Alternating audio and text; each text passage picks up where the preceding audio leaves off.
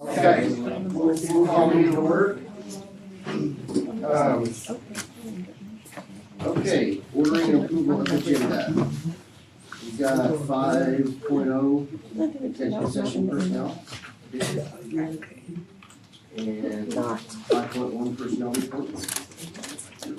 And 9.0 personnel deletion. Okay. Anybody have anything else?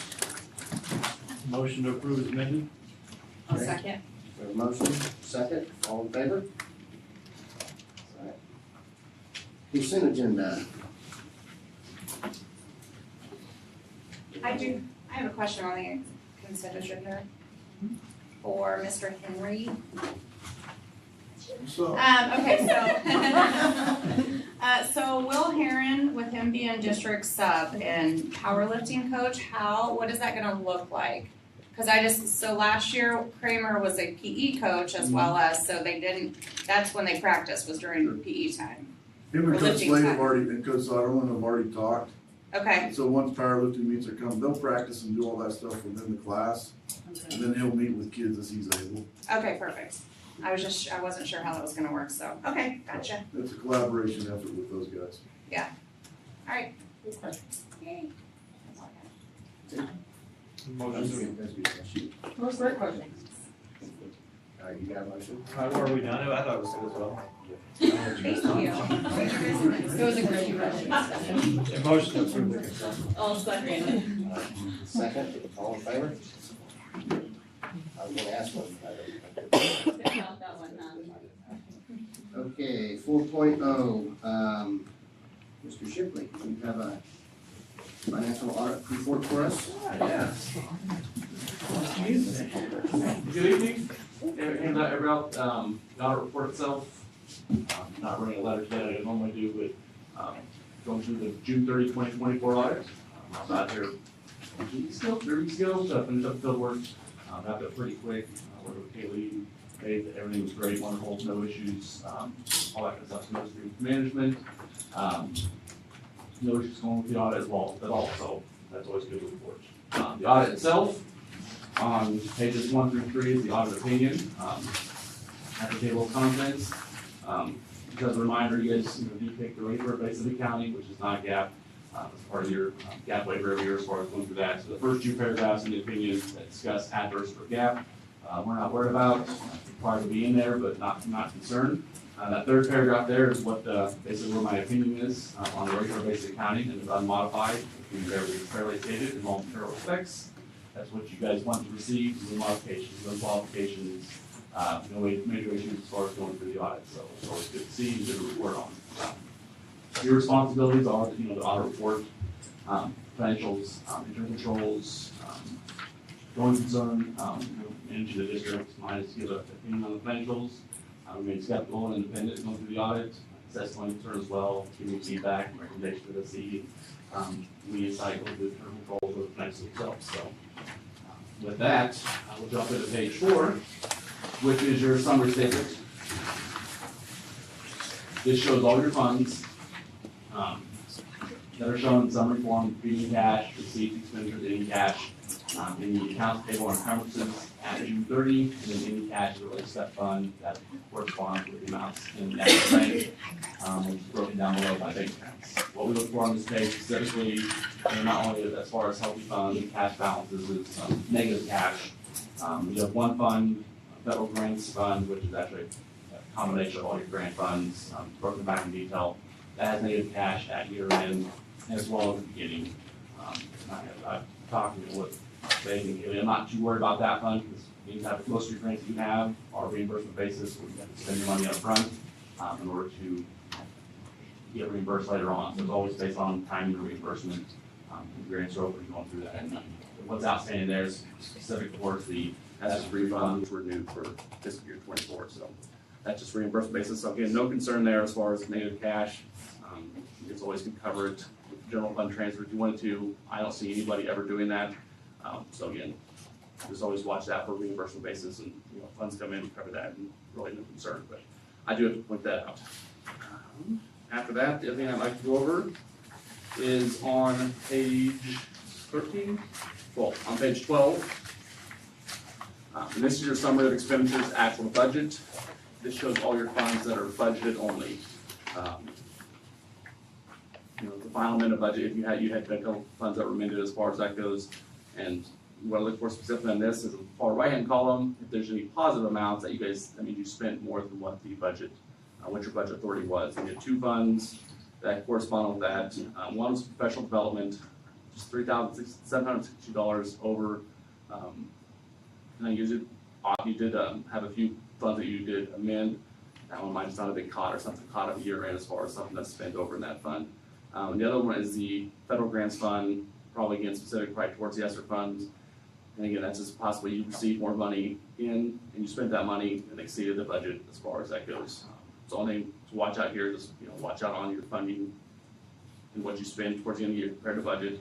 I think overall, I think you guys did that. You did have a couple funds that you did amend that would have had violations if you didn't amend those funds. Just maybe these two funds just might have been overlooked or not caught as far as something that got spent during the year, probably towards year end. So again, not big concerns. You don't normally have budget violations, so it's not a big concern as far as what to look at.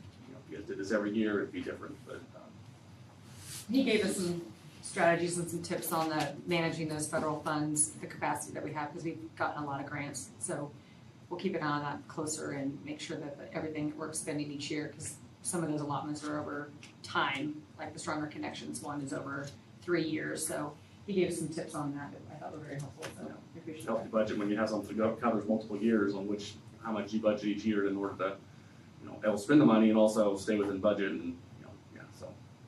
Okay, well, good. After that, all the other funds after this are pages, most of them are individual funds in detail. And the last thing I'm gonna go over is on page 37. So as you know, you do get several dollars in federal funds each year. And based off that, you also have a single audit, which is a compliance audit for those federal funds. I believe last year and again this year, you had two major programs that had to be audited, mostly to maintain the coverage that I have to audit of those federal funds. And it was the Child Nutrition Cluster and the Education Stabilization Fund that were audited this year. And page 37 is kind of a summary of both the financial side, and the federal award side as far as if there's any findings. Again, I didn't have any report, you can see a lot of nones. Both reports are unmodified, as far as no modifications to the report, that you guys wanted to receive. Again, adverse on top, that relates to GAAP, you can ignore that, it has to be in there, but you don't report on GAAP straight for a basis, so no concern there. At the very bottom, if there was any findings for financial statement findings or federal award findings, they'd be under section 2 or 3, and they'd also be in the two reports that follow this. One's for the government auditing standards and one's for the single audit specifically. Again, no findings, so basically that language is standard language in essence as far as what's in it. So overall, good clean audit. Everything was good as far as we looked at. Looking at support, looking at approvals, activity there. So no major concerns as far as going through this year's audit. Anybody have any questions? All right, thank you. Thank you. There's a couple more left over there for who else who wants. Drive safe. Okay, thank you very much. Thank you. If you make a I'll motion make- next, go ahead, Carly's got it. I'll make the motion to accept the audit. I'll second it. Motion for a second, all in favor? Okay. That brings us to 5.0, personnel matter. Yep. How much time do you need? Let's do 20 minutes. 20? Yep. Okay. With faithfully present? And the whole, just pay for the whole, No. just pay. Okay, thank You you. want just faith, correct? All right, and you said 20 minutes? Yes. Sorry, I was kind of paying attention. Mr. President, I move we go into executive session to discuss personnel pursuant to non-elected personnel exception under coma, and the open meeting will resume in the boardroom at 6:30 with Faith Glory present. All right, we have a motion. I'll second. Second, all in favor?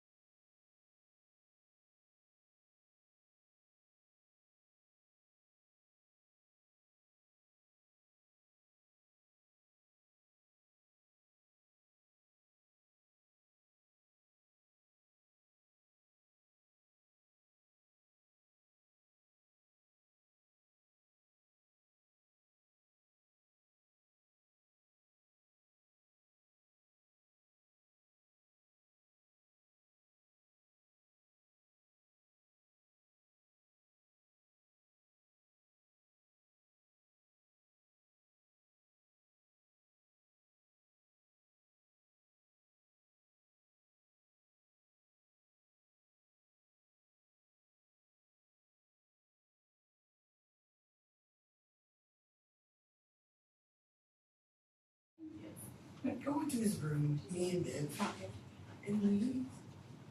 35? No, 5 minutes.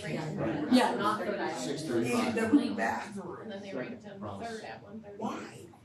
Thank you.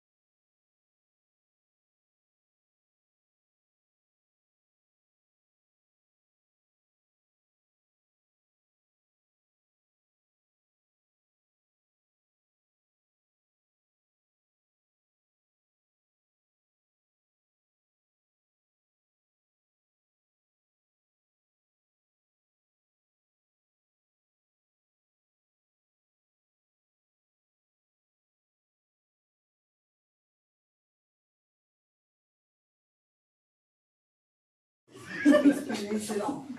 Touch and go, touch and go. It's like, you know, you just put the seed.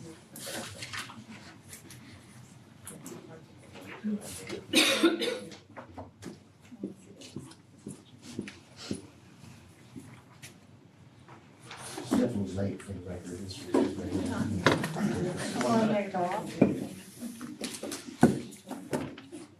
Okay. Where are we at? Okay, we have a recommendation to accept the resignation for Ryan Miller along with the separation agreement. I'll make a motion to accept the recommendation. I'll second. Have a motion, second, all in favor? Okay, and then, we have a recommendation for IT department Yep. As proposed? as proposed. Is that- Okay, I'll make a motion to accept the recommendation to the technology department changes. motion, I'll second. second, all in favor? Okay. All right, that brings us to administrators. Anybody have any questions? Administrators, before they get started? Who wants to start? I'll start. Let's see, at Carbondale, we recently celebrated veterans. That's always a really well-received, well-delivered school assembly with the veterans coming in that are connected to our students, but then also our local communities. So that went really well. Our band and 7th and 8th grade choirs were exceptional, like usual. We did have Mr. Ramsdale attend as a veteran and very much appreciate it. Let's see, we are celebrating Thanksgiving with our family style lunch next week. And that has been planned by Tiffany Burgett and Lance Quilling. That again is another tradition in the building, and it's a great time for us to put some 4th, 5th, 6th, 7th, and 8th graders together at a table to have a family style meal. We will have staff members and local community guests in to be heads of tables. And the goal is community and to help our students make connections with more than just, their normal people that they see on a daily basis. Tiffany spoke at our staff meeting after school today, and she shared that 2 particular students had Preston Fordham as their head of table last year. And those students absolutely still to this day rant and rave about how much they enjoyed being there with Mr. Fordham for just 20-30 minutes. So that's why we do those kinds of things. So it'll be exciting. I hope maybe some of you are going to be heads of tables. I haven't really seen the list yet, but if you're available next Wednesday, we'd love to have you. Yes, Charger of the Month. Thank you for that reminder, Faith. We were able to announce Lorelei Sherlock, a 5th grade student, as our Charger of the Month. And Lorelei is just an exceptional scholar, an exceptional leader, great young lady. And then we celebrated Bonnie Ashlock in 5th grade. As our staff member, our K-5 staff member, Charger of the Month. So that was a great celebration. Bonnie is rock steady for us all day, every day, getting the job done in a very modest way, I would say. She doesn't take a lot of accolades.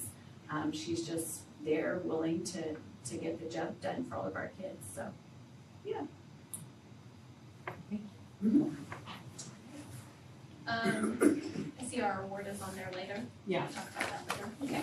I'll let you talk about that when you get. Okay, all right, so, couple things that we have done is for November, we did our attendance awards for the kiddos. The change we had put in place this year is instead of just doing perfect attendance, we also did positive attendance. because we know kids get sick and all of those things, so they could, if they were in attendance 95%, they still got a reward and celebrated, and then we also had perfect attendance, and then we did improved attendance. So, Miss Mead and Miss Metzger and I have put together kind of like a little attendance group where we go and review, how many tardies, how many attendances, times you've missed, all of those things, and we reach out to families, and just kind of talk to them and over the phone, and then if it's still continuing to be an issue, we invite the families to come in and we put together a plan for getting their kiddo to school on time or how to improve attendance. And so we were able to give out 3 improved attendance awards, so that was really awesome. We were able to celebrate those kids, and it was good for the kids who only had 95% attendance because they were like, yay, I still get to, like, if I miss one day, it used to be like, oh man, I'm never gonna get it. And so now they're like, yay, I can still get it, or I can have better attendance. If I was really sick this quarter, maybe next quarter I can get it. So just trying to get the kiddos there and present. And then we also got all of our hearing and vision screenings complete. That was a really big undertaking for Faith and Kim. They were able to get all of those things done, so that was great. Next week, we have 145 guests sign up between 2nd and 3rd grade to come in, and they will eat with our 2nd and 3rd graders. So we will run 2 cafeterias, one in the gym and one in the lunchroom. And so we're hoping we'll get that. We've got some additional OPA people hired just in time, so that will help tremendously with that. They'll prepare the food, and then Miss Metzger and I and some of the other staff members usually serve out of the gym, and so that will be good for those things. I was trying to think. We've had a lot of things. We are preparing for our K1 holiday program. That's December 5th. Our music teacher's been doing a phenomenal job practicing with them. They started a long time ago. They have little songbooks they take home. She made QR codes for the parents so they could scan it. She's gonna send home a letter so they can practice the songs at home. So we will on the 5th have a dress edition, a live edition. We'll go over and use the auditorium. The kids will practice, and then we will perform that evening there. And then on the 6th, we will travel to Brookside and we will give them the same performance as well. So we've worked with and partnered with them for those things. So that's just some things that are happening in our building. And then Steele Hastings was our Charger of the Month, and perseverance, drive, ambition, that's why that little guy got that. So I got to actually witness the 2 opportunities that were also mentioned in some of his quotes from the staff. He really, really wanted to be the voice, and it was he so wanted it and practiced it, and he didn't get it the first time. And so they talked about, what that would be like. I think he was a sub, Kylie, and that's not what he wanted. He didn't want to be the sub. He wanted a day. And he wanted a day. His soul was crushed. It was hard. And so I actually watched Miss Fall deliver that news to him, and saw all of the emotions that he went through, and saw how she really built him up and was like, listen, this is what we do, and we keep practicing, and my golly, if that little guy didn't practice and do all of the things and have that perseverance that we try to install in the kids and tried out again, and he got it.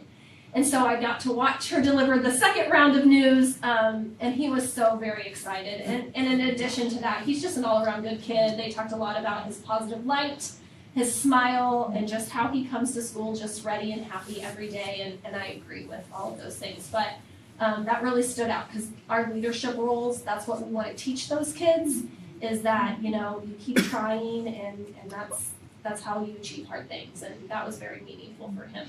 It was very cute because I said, did you know you were going to get it? And he said, no, but last month I went like this and I didn't get it, and this time I did it again, every time, and I got it this time. So he was very excited. So, good kiddo. Be a proud mama up there. Yes, I'm very proud. All right, that's it for my building. Well, the high school, it's been a whirlwind this past month, wrapping up the fall season. I'll let Mr. Henry talk to a lot of that. Of course, at the end of this week, we start up again with the winter season and starting off with the play, or musical, I should say. So some of the things that have taken place that I won't duplicate from Mr. Henry's sharing was and I'm going to thank you guys for approving the Overbrook Rotary grant. I want to give a shout out to the Overbrook Rotary grant to reach out to me and see if we had anything that we were interested in doing that would align with the work that they would like to see. And our government leadership classes are able to align that with their work with community service. So if you've been around to the community parks, you should see some upgrades that have taken place, some painting, some cleaning, some landscaping, things of that nature. The kids done a really good job with that.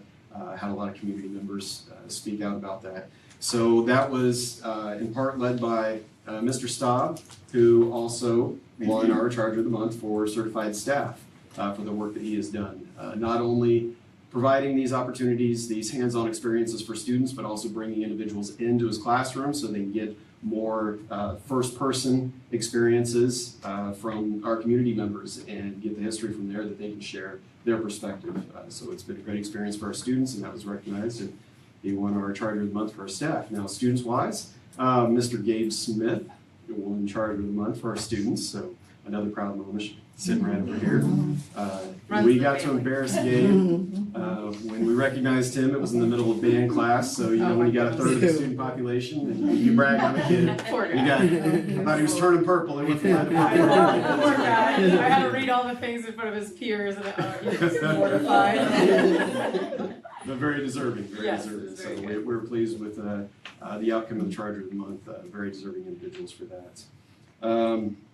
In addition to that, so at the beginning of the month, on the 4th, we had our professional development day with staff. Thought it was a great experience. We did a data dive and went through individual plans of study work with the whole staff that was available. It was great to work on alignment with our professional development to our goals. You guys have seen our updated goals and the action plans with that. I'm really enjoying working with the staff and getting their input on what we need to do and what direction we need to take. Because obviously we've got some steps that we want to take to move forward and progress and see our student achievement increase. I think the work that we did at the beginning of the month was very important. I feel like it was very valuable and got some positive feedback from the staff and excited to continue that work as well. And then we're seeing it in the classroom. We're seeing a lot of engagement. Students are up and active. They're really diving into some collaborative projects where they're talking with each other. It's great to jump in the middle of a conversation with students, seeing how they're helping each other, and seeing it across the board too. I find it interesting when kids can have discussions both in English class and focusing on that content, and turn around and you see those same group of students in chemistry class talking about some type of analysis as well. So I think the teachers are really taking on the goals and our initiatives that we started from the beginning of the year and how we are continuing to progress with that. So I'm pleased with what I'm seeing in the classrooms, and hopefully you guys will see that in the outcomes of our students this year as well. Aside from that, I think I'm going to turn it over to Mr. Henry, and he can share all the wonderful. Well, he talked about it being a whirlwind, and this week is buffer week. Well, there's nothing slowed down in buffer week. And so I was telling some people earlier that I was about 35 minutes late to a league meeting. I come back to school and it's just one thing after another. So I'm just going to fly off the top of my head. I don't have anything prepared in regards to reading off. I forgot to print that off. So our fall sports ended up. We had somebody place at girls golf. Bailey Ann Shoots placed again. She placed all 4 years. Our girls volleyball team won their first round of regionals. Then we go to sub-state and didn't play so well, but still they had a great season, 29 wins on the year. Cross country had a great year. The boys team finished awesome at their state competition. And then we had 2 girls do well too at their state meet, which was the same day, and it was somewhat rainy that morning at Rimrock. Mr. Ellis was there, and yeah, he had fun there. Those poor girls, they were covered in mud at the end of their race. It was a good time. And I think they got some PRs even, didn't they? Yes, they did. Yeah. A lot of PRs Yeah. at the state meet. On one of the most difficult courses. Yeah. Yeah, and if you notice too, all that stuff gets posted on Facebook. Coaches write some stuff up and then we post it out to them. So and our newsletter just came out this week too. So football team, we got beat week 9, first round of playoffs by Perry LeCompton, who went down and beat Frontenac last week. And so now they can play Hayden. They beat them pretty good. So out of that, we got winter sports, like Mr. Ellis said, starting Monday.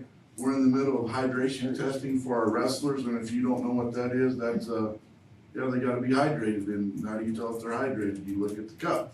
So we're doing all that right now, that's a lot of fun. Where's Mr. Henry? He's down looking at cups, so anyway, we got that going on. The play is coming up, and there's 3 shows, the musical, All Shook Up is coming up starting Friday at 7 o'clock. Saturday at 7, and then the matinee is at 2 o'clock on Sunday. Doors open 30 minutes before, and the band is having their potato bar and stuff prior to that. So we're excited about that coming up. Miss Smith, her FBLA trip is next Friday. This Friday. This Friday. Well, see what I'm saying? That just doesn't slow down. That's this Friday. And that's the day after tomorrow already. So anyway, it's coming right up around the corner. We had lots of activities. Miss Chittix today came, where did you go, Miss Chittix? Right To here. preschool? Yeah, for her, EMR class. We got Friday, I think the choir is going to Overbrook, to Brookside for something. You guys get the 2-week, I don't know if you look at that, but it is completely packed. I know it's small, but I try to get it on 2 weeks on 2 pages. And, I know, Mr. Ellis, I wish it was bigger too, but, we just, yeah, blow it up. Anyway, it is what it is, so lots of activities coming around, and it just doesn't slow down. Once we get back from Thanksgiving, I think we have something at the high school every night until, Christmas. I mean, every night.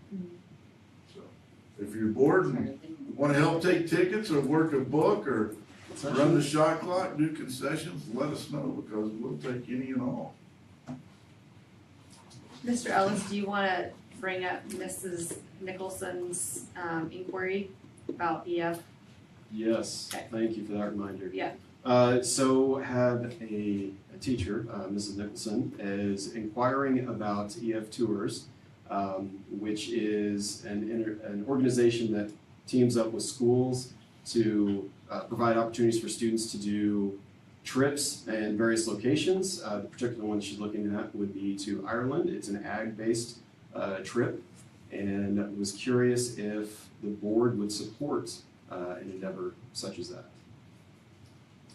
So my sister-in-law does this, she's in Texas, has been doing it for years and years, they do it like every other year, and I guess it is really great.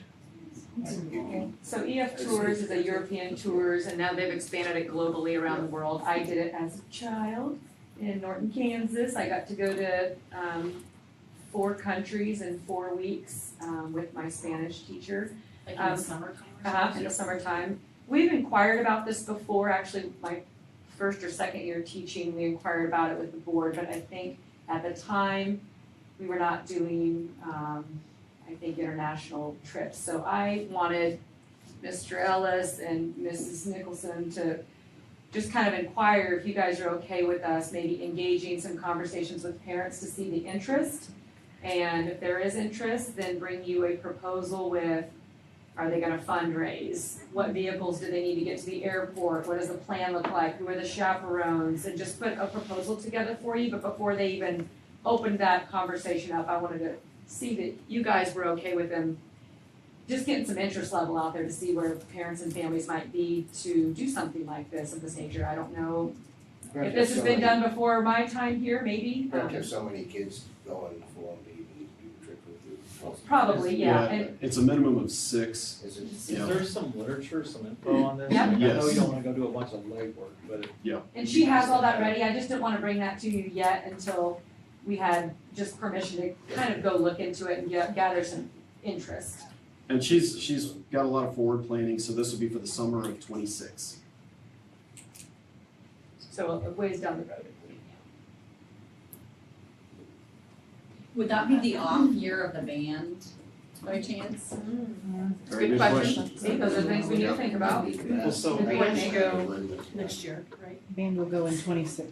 no, they flew this Spring year, of right? So 26. then they'll drive next year, then they'll We'll go fly. in spring of 26, so this would be, that would be the summer of the band trip. So that would be something that we need to address. Great question. You get two. Okay, so they just want Yes. Yes. Yeah. We just went this So way. they may adjust just a little bit. We'll look at it first and see. Yeah, I would like. Yeah, I think it's a great idea. All That's right. another I think my wife's opportunity. going to Ireland with them on that. It was a great experience.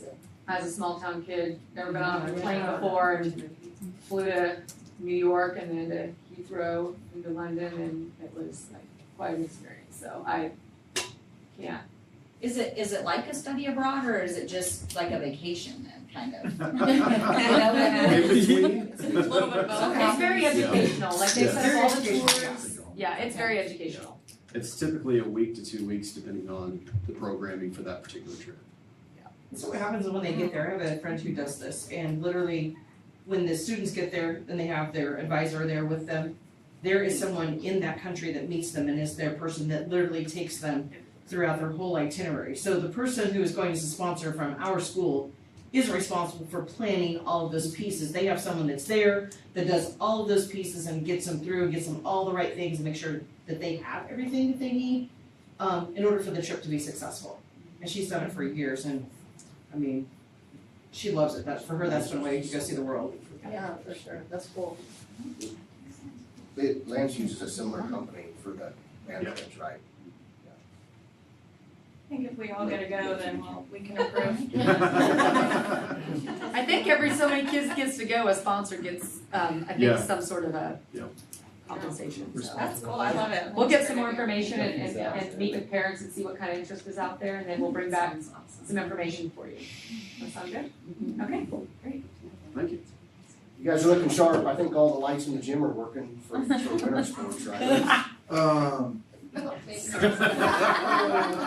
they? I was gonna say, it just depends. Are you talking about the lights that are connected to the backboards? Well, we're going shot clocks on varsity this year league-wide, Oh, that's right. and so, those, we had one doesn't work right. So Rory sent off and got a new one in, so he just got that in today and got it put up, so hopefully shot clocks are working. So, If you want to work the shot clock at a game, more than welcome to.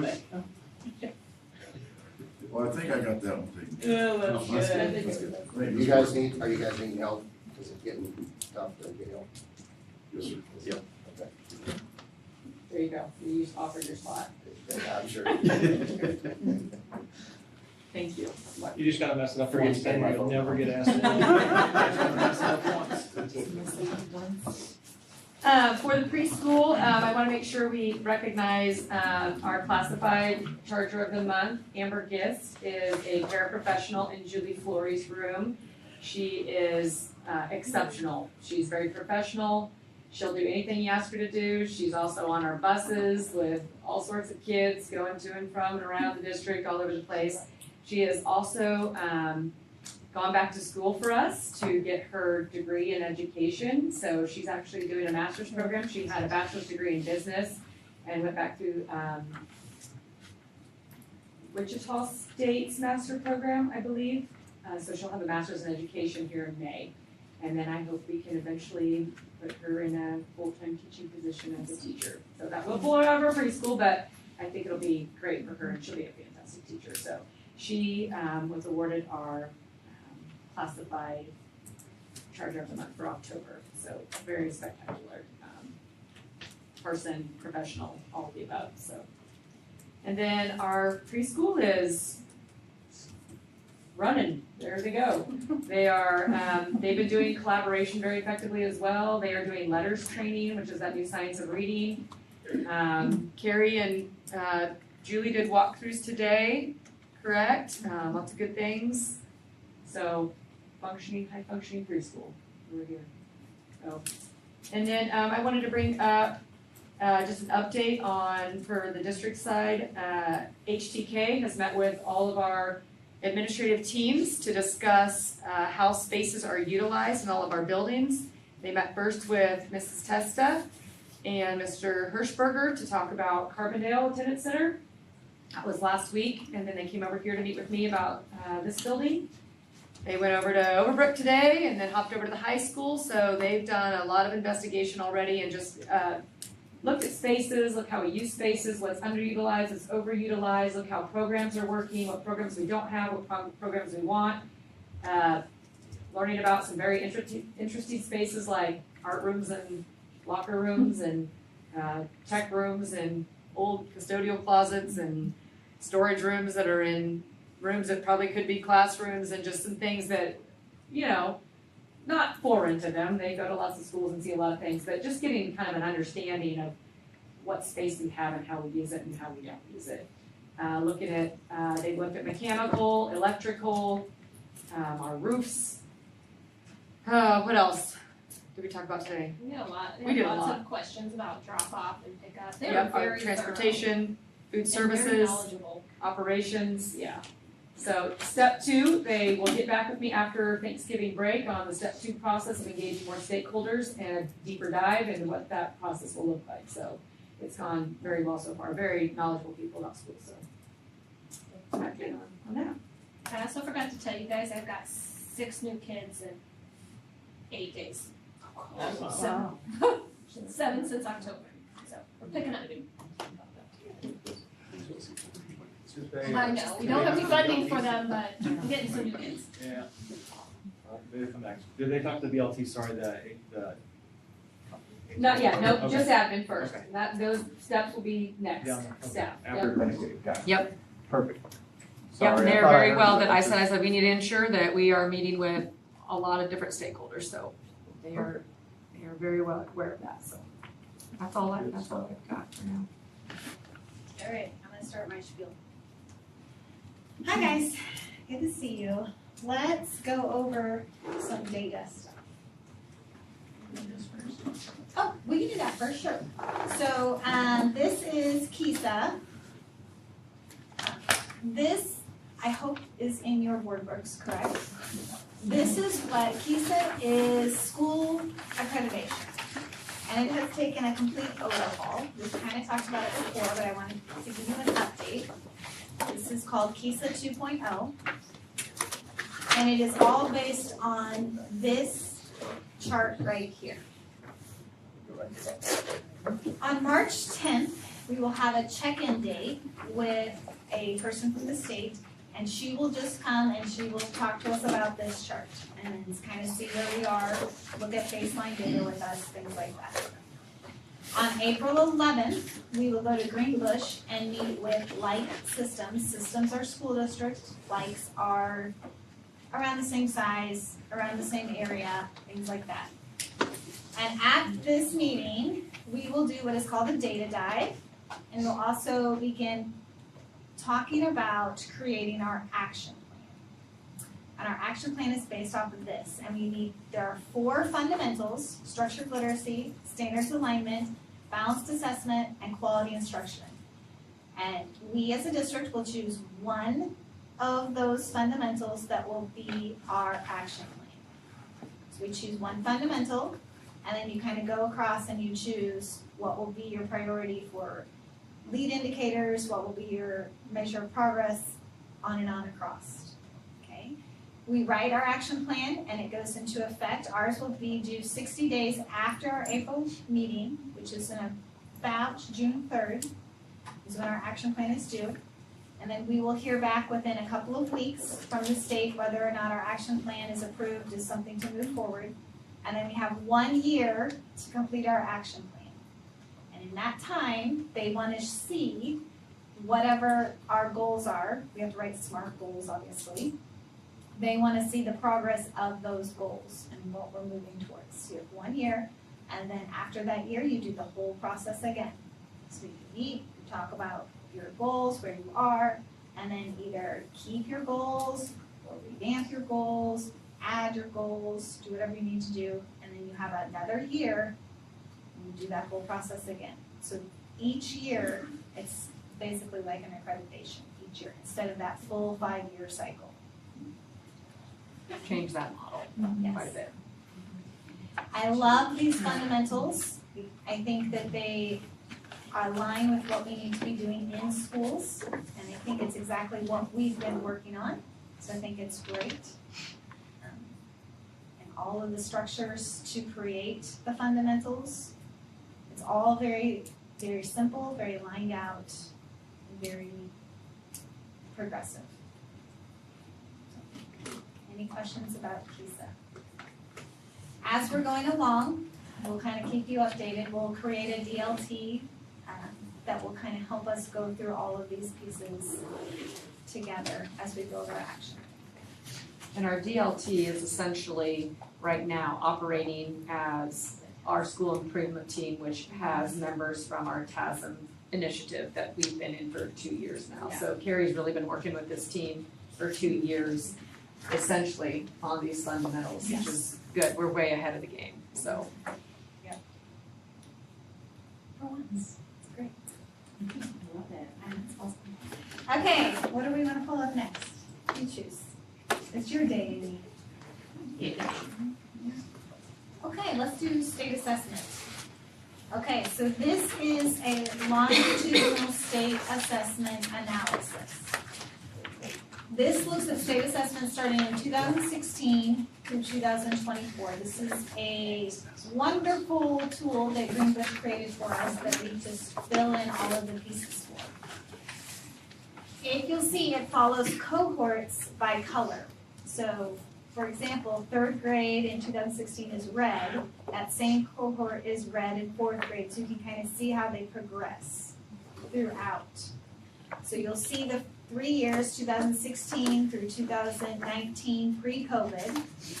Then we had our COVID year where we didn't assess, and we came back, and then our scores plummet, which happened across the whole state, across the whole nation. That was very normal for those scores to plummet. So now we're in recovery, where we're trying to build it back up. So as you can see, very slowly we are ticking back up to where we're getting students to that percentage of scoring 3 and 4 levels. Now we are still below the state average. For 2024, the state average was 33.55% at levels 3 or 4, and we were at 26.82%. So we're still low, but we're getting closer, as you can see.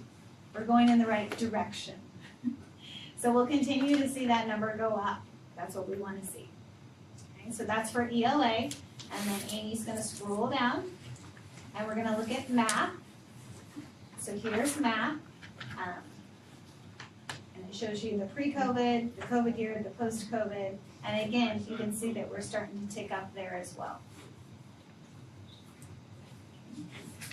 Any questions? This is just for percentage for levels 3 and 4. Next, we're going to look at level 1.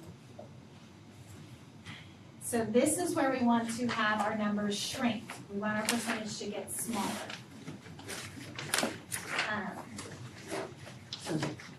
So let's look at ELA first. So is that 10th grade column off one? Sorry, it looks like the 10th got dropped one. The 10th grade got what? Like in other words, it goes across, but like that 8th grade class and Because they don't test. Oh, they're not tested in that grade, sorry. Oh. Yes. So, but that class of 20. Okay. There's not a 9th grade column. Is that the one you're looking at, Justin? Help me out. Keep talking. Yeah. Let's just skip it. 8 to Okay. 10. Yeah, it's probably just a visual for it then. To me, it just looks. So they just get everything's see what consecutive, but then it drops 2 from 8 to 10. So it's just because there's 9 they don't test, so that way Yes. it should skip one. It threw me on the last one. I'm with you. That Sorry. is a solid point. Thank I'm you a for little. bringing that up. I'm there now. Yep.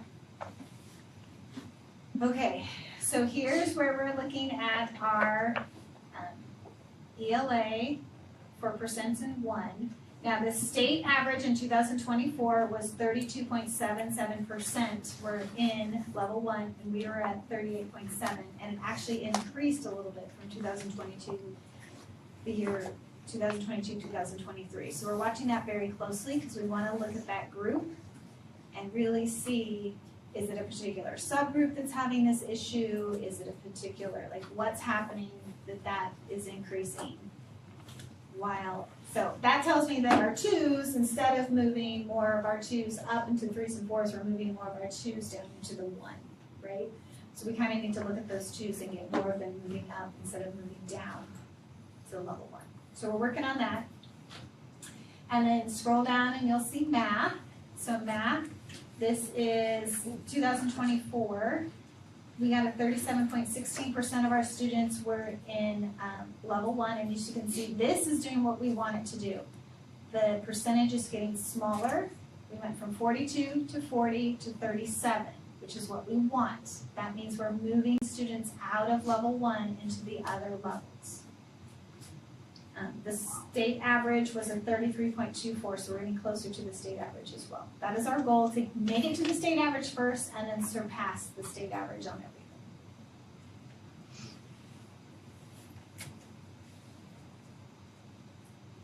Questions you have about any of these 2 pages? And we have specific building goals in ELA and reading around this particular data point as well as others, our Fast Bridge data, our curriculum data. So we're targeting specifically reading. And I believe that even for school improvement, that structured literacy piece is gonna be a piece of that for high impact instructional strategies, the science of reading and all the letters training we're doing to make that a focus, so. All the new curriculum we've adopted. Okay, can you pull up Fast Bridge now? So for Fast Bridge, we're just gonna look at district-wide instead of breaking it down by individual grade levels, which we did for you. I think individual grade levels are in your packet, but we just didn't have time for all of that tonight. So when we look at district-wide, the first one is grades 2 through 12.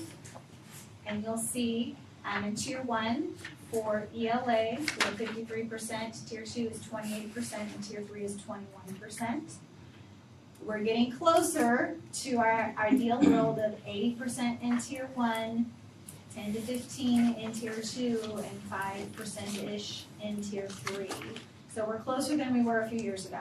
So we're getting there. Math, it shows tier 1 was 62%, tier 2 is 27%, and tier 3 is 11%.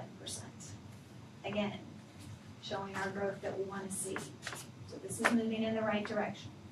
Very anxious for December, because we'll do this benchmark again, and then we'll do the benchmark again in May. So we can really watch those numbers and see how they go. Then Amy, if you'll scroll down just a little bit more, this shows the early, which is pre-K, K, and 1, actually. Okay. So, pre-K, even though it doesn't say that in the heading, it is pre-K, K, and 1. So for pre-K through 1, in our early reading, we had 57% in tier 1, 30% in tier 2, and 10% in tier 3. And then you go for math, we had 59% tier 1, 13% in tier 2, and 16% in tier 3.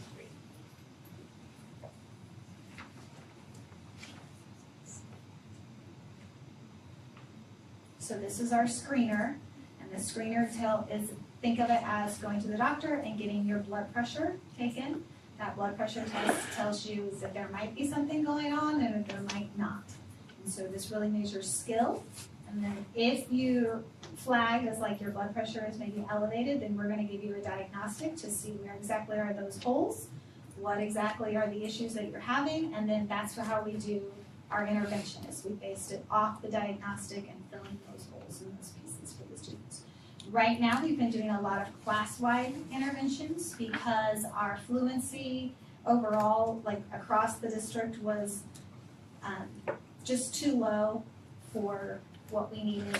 And so we've been doing class-wide interventions where everybody's been working specifically on fluency. We're doing progress monitoring to watch that, and teachers are doing such a wonderful job. They really are, and our students are moving out of progress monitoring, and the amount of gains that we have seen with their fluency increasing has been phenomenal. So we're very pleased with that. And now teachers are moving away from the class-wides as much because the kids have kind of caught up and gotten into the tier 1 level for fluency, and now are working on the other pieces that have holes.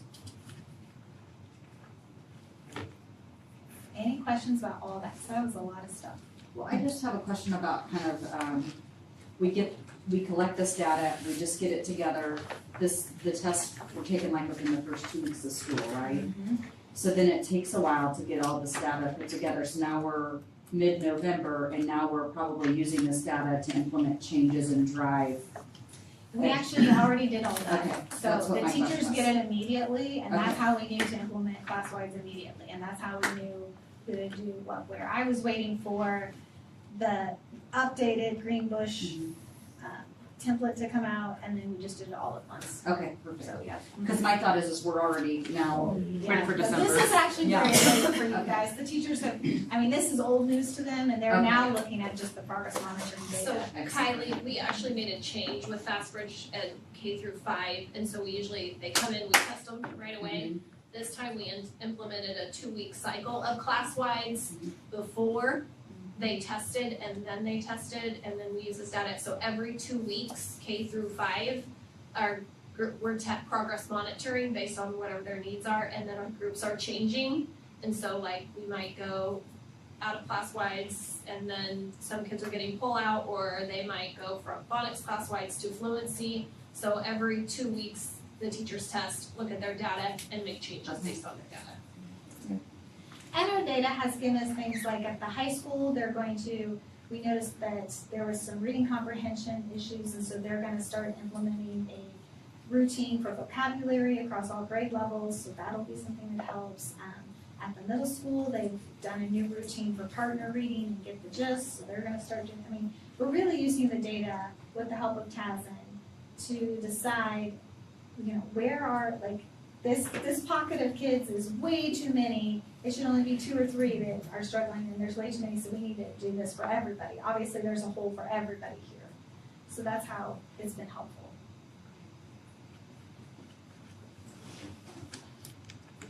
Any other questions?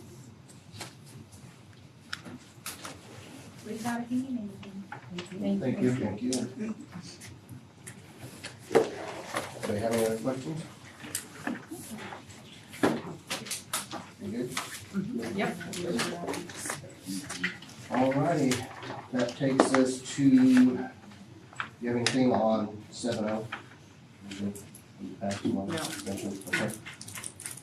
8.1, so we need to change our meeting in January to 15th, because we have to have a certain amount of, can you explain that? So Yes. where- Well, the organizational meeting for the board needs to occur after the second Monday.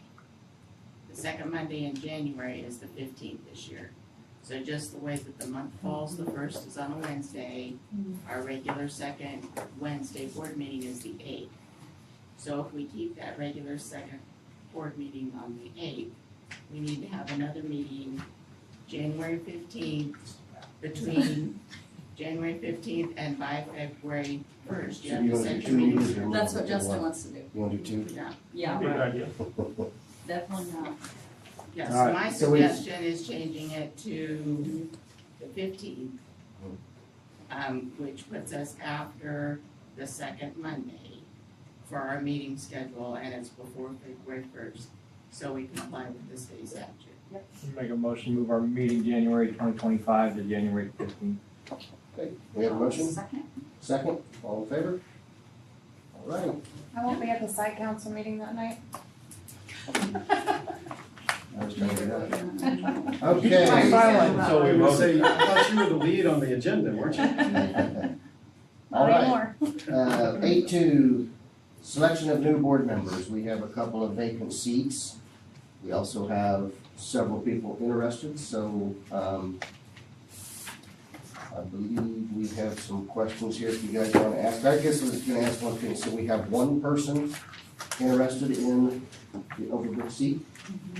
You guys can start with that seat first, make that simple. We don't have to if you don't I want feel like to. she's went through public. I would like to make the motion for Amy Heisinger to take the open seat in Overbrook without putting her through the rigor. Because she's already been through it. I wanna put her through it. I'll She's second. getting coffee. I'll second. So we have a motion and a second. Fill the seat with Amy Heisinger. All in favor? All Thank you.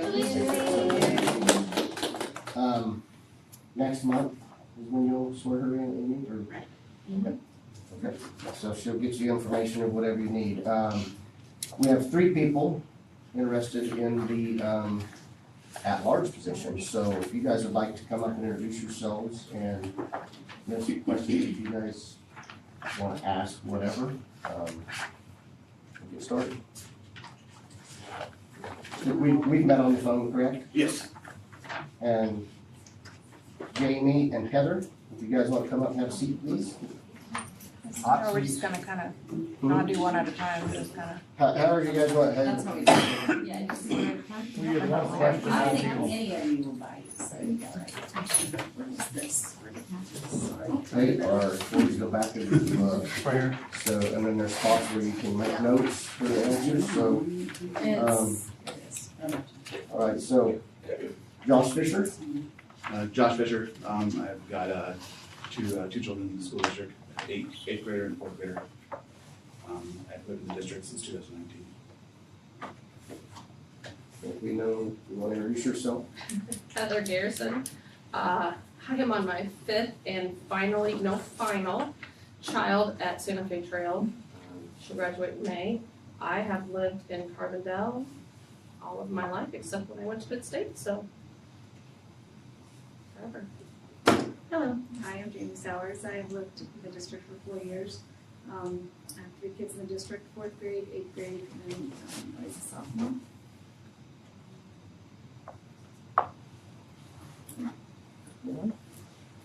You guys was sent some questions, Amy sent everybody the questions, I believe everybody got those. Does anybody have any particular questions they would like to have asked for sure first? You wanna ask all the questions? It's whatever you guys wanna do, tough decision. We're not trying to make this super awkward. It's so awkward, I'm so sorry. It stinks. Well, if you guys want, I I really like just, the number one, like Yeah. okay, well, qualifications, you mind I if we really just like. start left to right, we'll ask the question, give your answer, and we'll go from there. So what qualifications do you have that will make you a good board member? My children went to a larger school district in Washington State. I was with that school district. I was on the school bond committee, a steering committee trying to get a new bond for new schools to be built. Lived in a population, town was kind of small for Washington State. There's about 15,000 people there, but we had 2 elementary schools that were overcrowded by about 50%. Same with high school and the junior high. Worked in the bond committee there. I'm an electrical engineer by trade. For 20 plus years of my career, I worked on K-12 design. So I have a lot of experience dealing with school districts on what the intentions are for the schools for the use of them. And then been currently on Lions Club for Carbondale, less than a year so far, and working on the park steering committee that we got going on for Carbondale as well.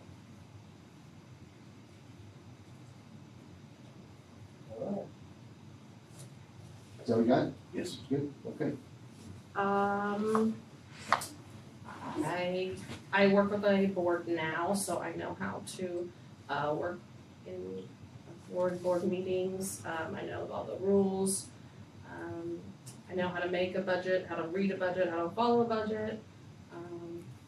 I have, like I said, my 5th kid has gone through here.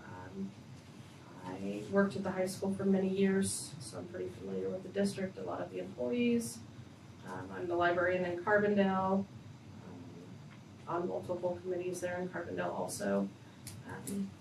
As far as being a school board member, I don't know that I have any experience that would go to that, but many other boards and things, and just general knowledge of the area in the district, I guess.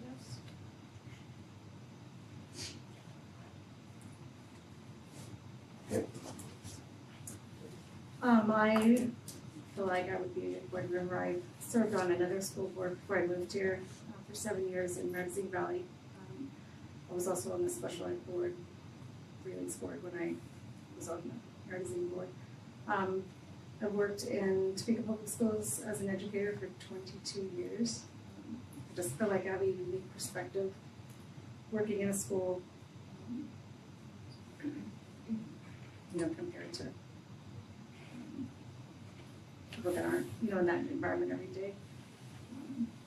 Like it's, what's best for kids? Just I mean, I work with special ed teams every day, we're just working out to figure out what's best for kids, what's best for school.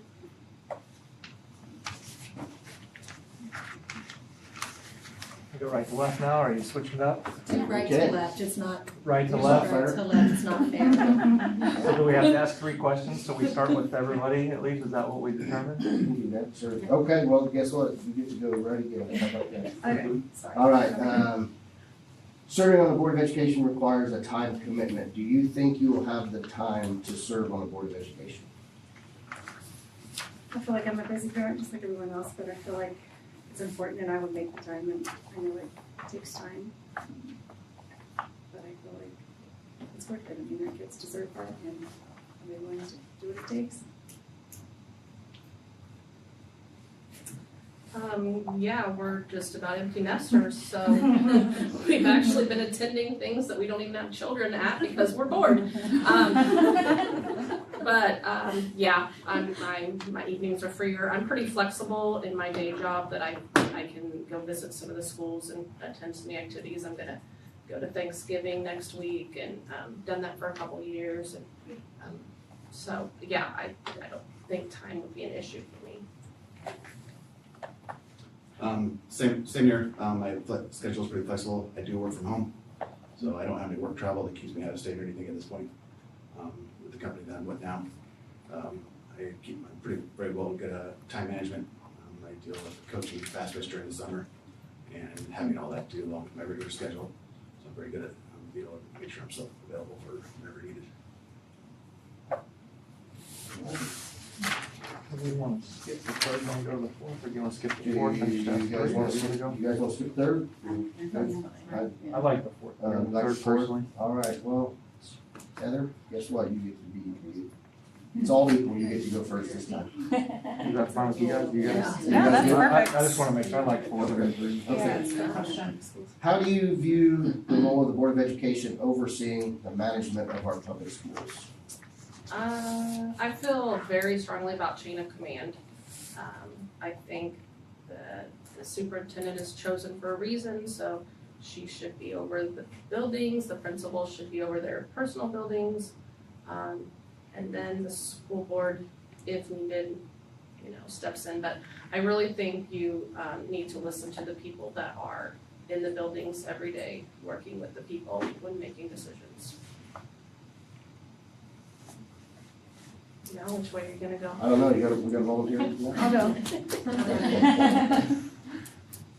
I feel like the school board needs to represent the community and, sorry, the school board needs to represent the community and the kids. Often they're elected, not necessarily in this case, but I feel like day-to-day operations need to be left to administration. Where we can set a goal, we can have a vision for, our administrators and make policies, adopt policies if needed. But that's their job, and we hired them, and we need to trust them enough to do their job.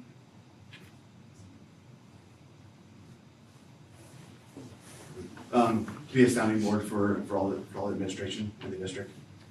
Collaboration to deal with making sure we obtain and retain highly qualified teachers for continuity between the students and teachers for years to come, so people aren't coming and going.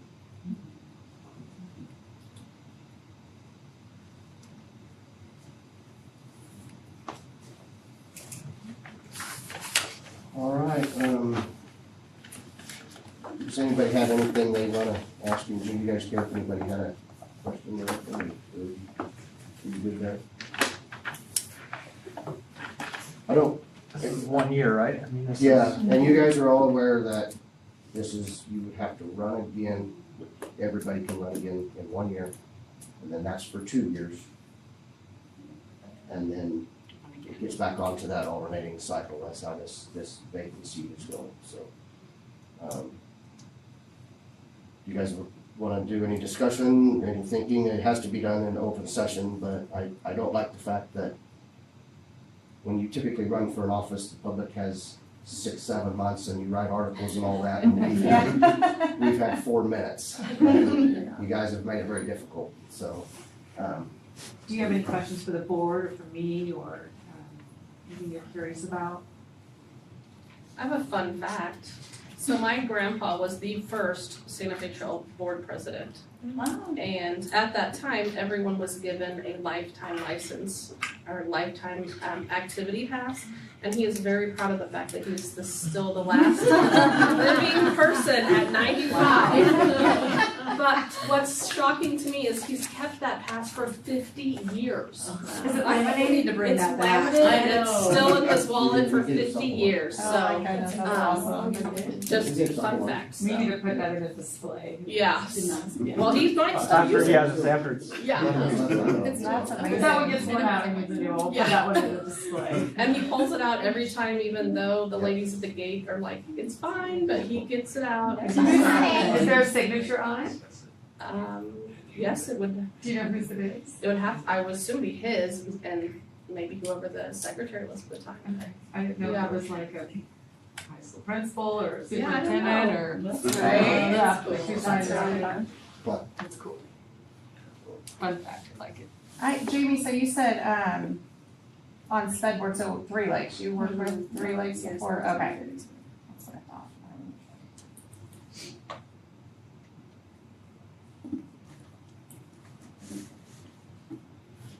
Any more Any thoughts or comments? questions or anything?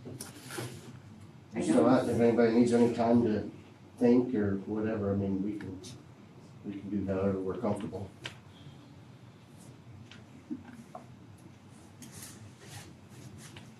Honestly, personally, I think every one of you would be a really good choice. Thanks for making it really hard. Yeah.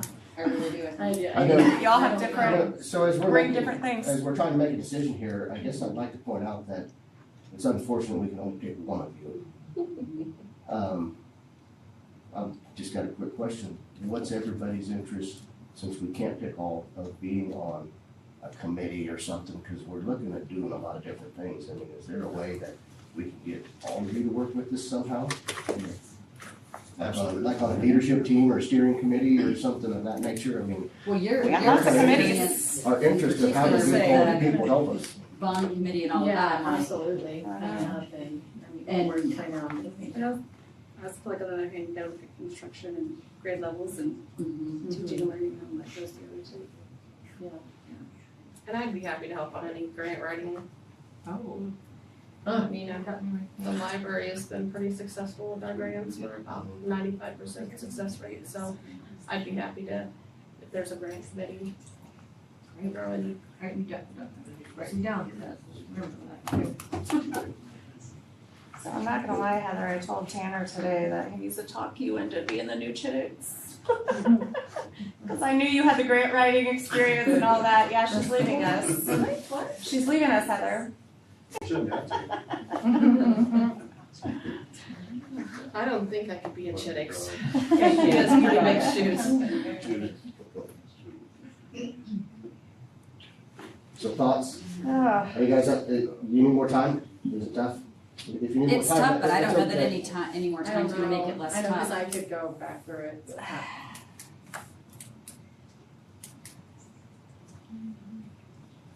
Is it- I will say first,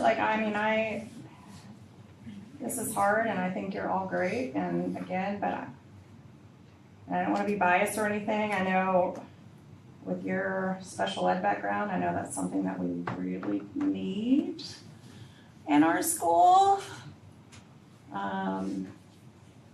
Wait, would you guys be willing to take over the 3 Lakes? That's a great question. I'm messing up already. You can pass it along. Great job.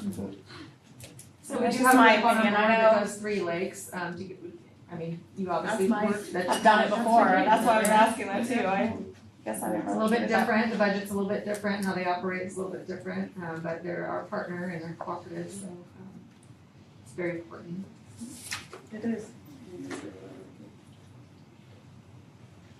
We also have reps that work with, different departments and districts. So we get some technology. Yeah.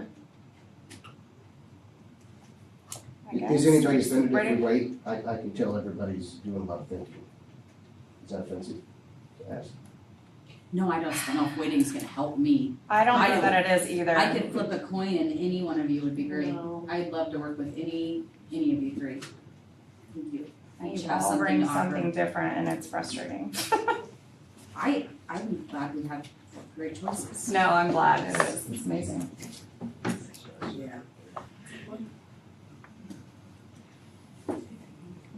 I guess, are you guys ready to vote, or we need, I mean, Well, I'm willing to Did work- anyone I'm want to willing- wait? I'm willing to work with any one of you three, so if anybody has one in particular they would rather work with, I'd be happy to work with that person.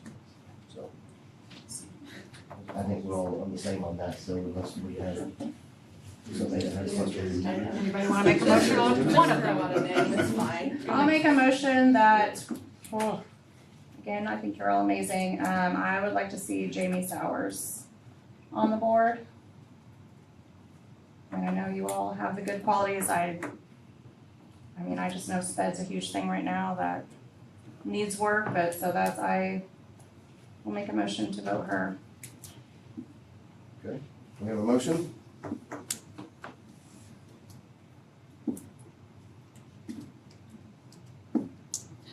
I will second that. We have a second? Mhm. Are we all in favor? I'm gonna abstain. Yes. And you're I'll abstaining? abstain, yeah. So, Jamie, Good luck. got you on the board. I would like to have conversations with the two of you. I then love how please some bring it perfect forward. places for both of you, like I'm like, your qualities are, Hey, good job. I just threw my name in there because I know what it's like to not work with a full board, and I didn't realize, if you didn't know if anyone else was going to step up, and so I said, I reached out to appreciate Faith that. and said, Because I feel like you said, any three of you. Any of you would have, yeah, I know your Yeah. community background and Josh, your I hope- background. I and- hope you will help with all that we have. You would be amazing I'd be with happy. that. Yeah, you really would. So I truly hope none of you guys are going away. Josh, are you familiar with HTK out of Topeka? I'm not. Okay, they're currently who we're working with as an architecture firm, do a programmatic study, and then we'll have some process in place for bringing options to the Board of Education, and so I'll, Are they the ones that deliver? got you noted. Okay. but it was T something. So They do ones. I'll get your information. Okay, sounds good. Okay. Okay, great. Thank you. you. Thank you. Thank you. Thank you so much. Yeah, thank you. Congratulations. Thank you. Now I can still watch Survivor on Wednesdays. You're not gonna want, move into our board meetings? I'll call you for some grant write, I'll keep you busy. Hey, I'm serious about that, you taking the Chittick's position. Okay, Oh, you wanna come back and work at the school? 8.3, hazardous mitigation plan. Yep, this is just a renewal of a participation in the plan. We've done this in years past. Osage County Emergency Management reached out to us. They recommend that we continue on the plan. This provides us to be eligible for FEMA relief and other mitigation grants in case we have natural disasters, things of that nature. So it's just kind of a safety guard and a protection plan that the county is not only recommending that we do, but municipalities throughout the county. We've engaged in this before, so I'm just bringing the renewal to your attention. But you'll have to take action to do it. So once we get, yes, so you do need, yes, I need board action. You'll have to sign that, and then Amy will send it over to Osage County Emergency Management for us, so. You guys do have to agree to the plan. Just a motion to accept the hazard mitigation plan. Make a motion. A motion, I'll second it. and a second, all in favor? Thank you. Okay, I believe, now we know what Ms. Jennings here. Agriculture education pathway. Yes. So, I think most of you are aware that it has been kind of a big push from our community that they want to see ag in our classroom. I know I've received emails from some of you. I've had many district people talk to me genetics, what do we gotta do to get ag, what do we gotta do to get ag? And I really had a mental battle, because when I look at what statistics are telling me, I see that our overall employment in ag professions and jobs is continually going down, especially in the state of Kansas. However, we have a significant number of students who are very much interested. We have a very vested community who is very willing to support us in this endeavor. So I've prepared just a very small snippet for you to kind of talk about some options, some things to consider, knowing that all of these are out of my hands, but I have a massive amount of things I have to do to have in place prior to like March 1. No pressure. Yeah. In order to make this happen for our students for next school year. So I am bringing this to you with the hope that you will do some evaluation and kind of look at it and really look at how this could impact our students at Santa Fe Trail, as well as even including our middle school students. Okay. You want to do that? So I know that Amy sent you a survey that had all of our 243 kids with their wonderful responses, which was great. Some of them were obviously directly related to the survey, some of them were not.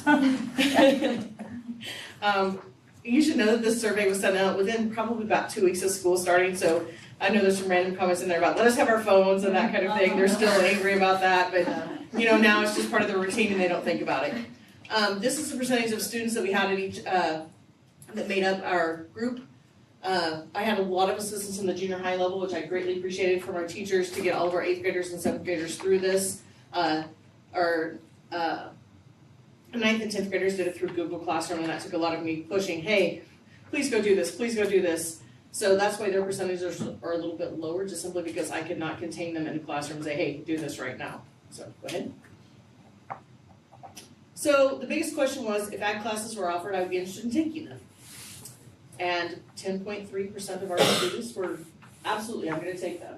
But when you look at the whole thing and think about the lack of true knowledge about what ag encompasses with our students, and you add up our percentages, we're looking at a very large number of our students who are interested in ag-related coursework. Some of them were like, some of the questions, like one question a student asked was, would we be able to groom animals? Or would we be able to have horticulture or flowers? And I think those are very valid questions. The kids didn't know. The survey was set up to be very general. Hey, what are your interests? What do you want to do? So that's where they are. And I think we have a large percentage of our students who responded that are very much interested.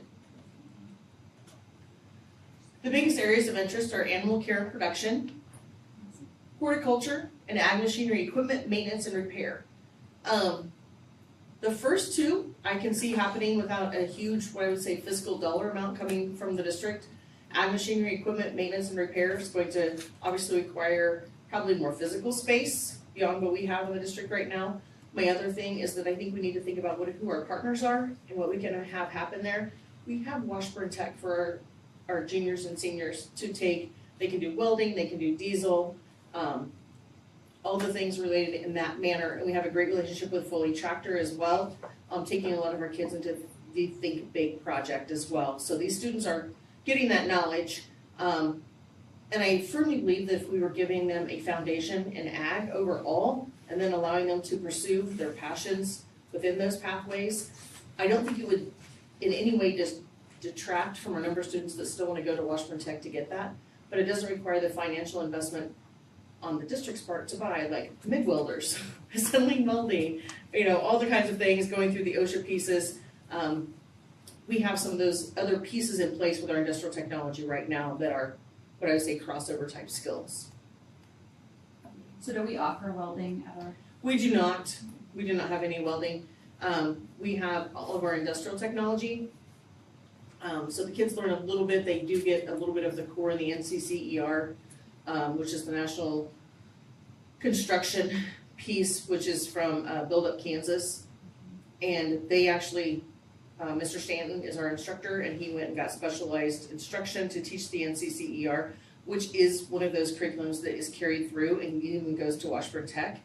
We're in the process now, and all the post-secondary institutions are, of recognizing these certifications within these areas that the kids get. So when they go on, they don't have to repeat anything.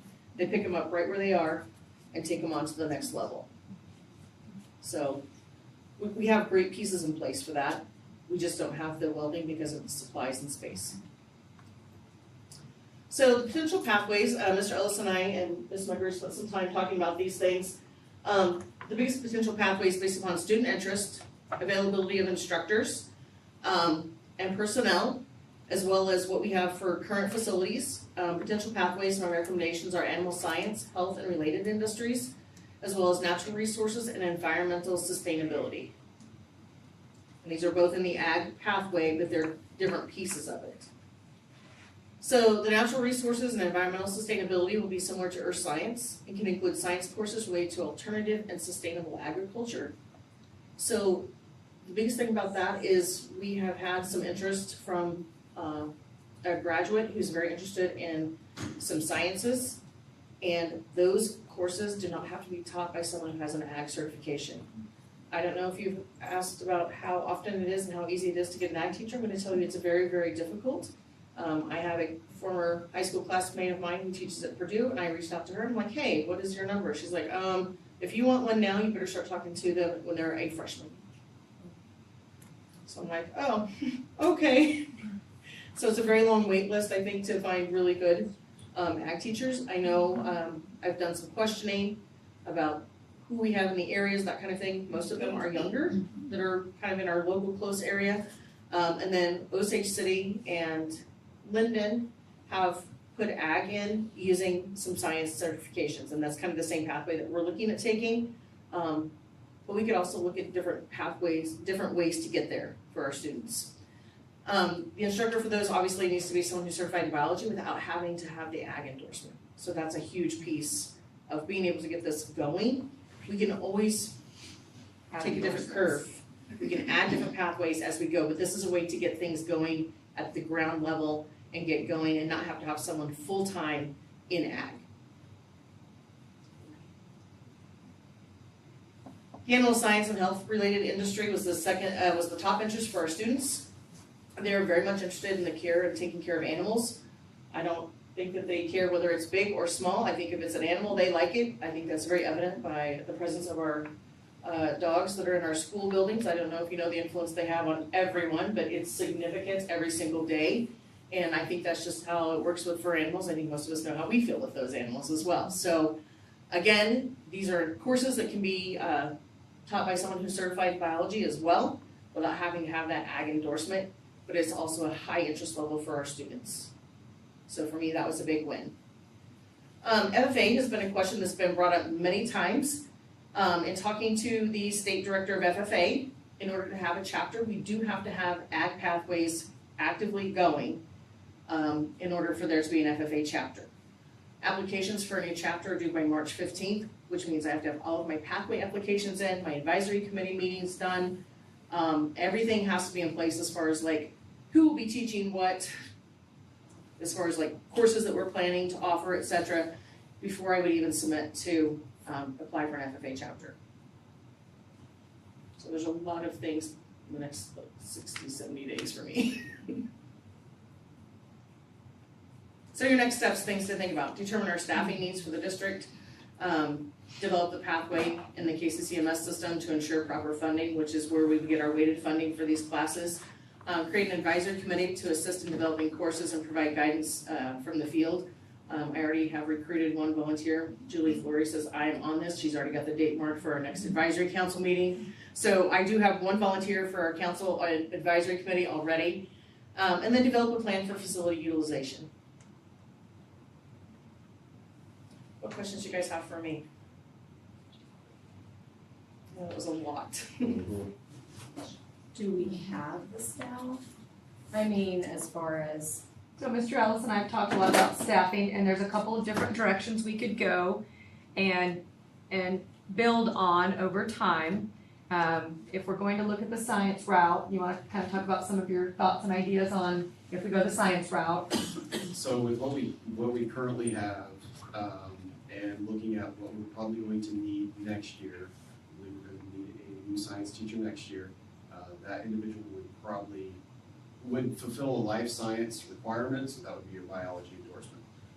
We could add those courses, those science classes, into that caseload for a full-time FTE of a life science teacher, specific to biology.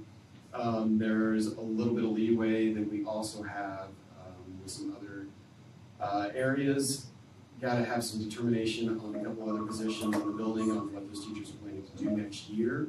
We might have another availability of a full-time staff member that we need to fill, which could potentially be an ag teacher, if we could recruit them. So that is going to be kind of those quick turnaround moments as soon as individuals make decisions on what their plans are for next year, on the direction that we go. We have already kind of started the process of lightly recruiting some individuals, and a couple of them a little bit more heavily. So we do have a couple people in mind. I'm not going to say anything in public because I don't want anybody else to hear a name. So we have been talking with individuals. Hopefully we can draw them in. And like Ms. Jennings was saying, we've got to figure a lot of these pieces out really quickly. So in some of the conversations with staff members, they know that we need an answer or response on a direction that they want to go pretty quickly. So long answer, we will need, short answer, we may need a position. We may not. As soon as we know, based on personnel, staffing we have now, possible changes in staffing, we will make a recommendation. You guys can then choose on whether or not, say we need 0.5 FTE or 1 FTE of a teacher, so then we can decide if we want to add a position. Adding a position though means that we're operating with the same staff and adding one more. We could, based on movement, also absorb certain things if there's an opening or something and change up what we're doing too. So that wouldn't necessarily be an add in staffing, it might be a different staff member replacement. So, got a couple things to figure out. Science sounds like a pretty easy in where we would just hire a new science teacher that would be interested in doing some of this. And one of the people we are recruiting actually spoke about being interested in ag and getting an ag endorsement on top of the biology piece they already have. So that would free up some coursework that they could then teach. So that is a very bright prospect.